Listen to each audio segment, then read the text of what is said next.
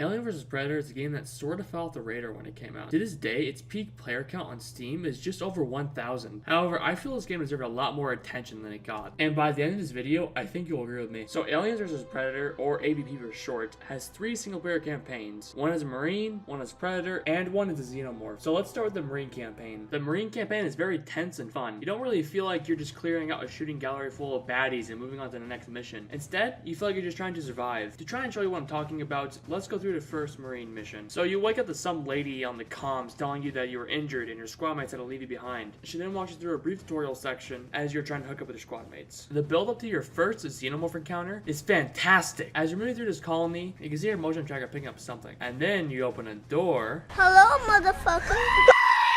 Yeah, that was awesome. The other thing I love about this level is the ending. So you need to escape through the sewer that's infested with xenomorphs. While most FPS games would just go kill all the bad guys and then go home, AVP tells you to run for your life. Like the first level as Marine is just so perfectly done. It's so tense, it's so fun, but it's never really topped in the rest of the Marine campaign. Now I'm not saying the rest of the Marine missions are bad. They just never topped the first mission, but they're still definitely worth your time to play. Now let's move on to the Predator campaign. So I didn't like the Predator campaign all that much. I'm not bashing you if you did, I just don't like the core gameplay of the Predator. As far as said core gameplay goes, it revolves around you balancing stealth with melee and burst range attacks. I just feel like the movement and the attacks are awkward. Maybe I'm just not good enough with the Predator yet. However, these missions were still fun for me on my first playthrough. Now, let's go into the Xenomorph campaign. The Xenomorph or Alien campaign revolves around stealth and mobility. You can crawl on the ceilings, and you pretty much get wall hacks because you can see all the enemies. The downside being you're about as tanky as a piece of paper. The reason I didn't like the Predator is because it was trying to mix the range badassery of the Marine campaign with the stealth of the Alien campaign, and it just came off of not doing any of them correct. The stealth and the melee combat in the Alien campaign is fantastic. I think the Alien campaign just might be my favorite of the 3, although I did like the Marine one a lot too. If it's not the first, it's definitely a close second. Now, let's talk about the campaigns overall. So I'm not going to spoil any of the story, but to put it bluntly, these are campaigns where you play for the gameplay, not the story. As far as level design goes, they reused a lot of stuff. I felt like the developers wanted to try to make the world feel connected, but all this just came off as lazy. The length is also very short. It only took me about 6 hours to beat all 3 campaigns. They're still definitely worth your time to play through at least once. As far as other single player content goes, you have the survivor mode. Now, technically, you could play this with friends, but who has those, am I right? Anyways, this mode is playable only as a Marine, and all you do is just hold up for those waves of aliens. It's alright, I guess, but the maps are really small, and there's only 2 of them. So yeah, that section of the video was rushed and half-assed, but, you know,